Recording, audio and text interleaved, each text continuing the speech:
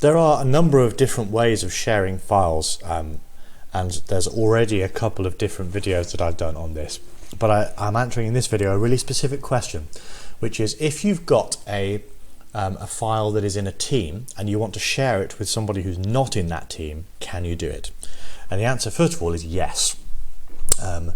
But there are a couple of caveats in terms of data security there. So if you find the file and you click on the ellipsis next to it, you'll see there is a share option. So you click on that, then you get the same options that you have if you share it from within Word, Excel or PowerPoint, except you can do this from Teams with any type of file. So if it was an image or a PDF, you could also do it with that.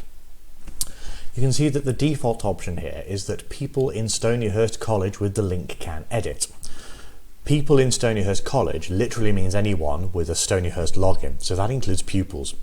So it would be technically possible for pupils, if they had the link, to access it.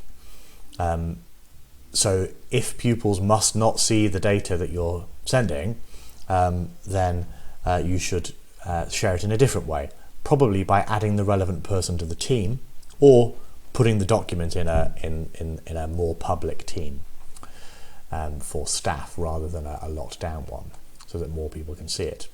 You can also click on here to edit it. So first of all, there's the Can Edit button here. You can change that to from Can Edit, which means they can make any changes, Can View, which means they can't make changes, and then one that's actually quite new, which I don't think has made it into previous videos, so it's just a September 22 launch, Can Review, which means they can use track changes and comments if it's a Word or Excel or PowerPoint file.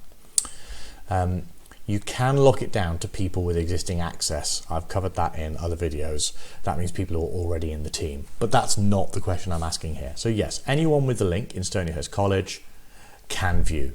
And if I click apply, and then I send this to a group of people, and that can be staff college all, or staff teaching college, or any of those groups, then you click send, and it sends an email to all of those people to tell them that they've got access to this, and as long as they're logged in with that email account, then they can access that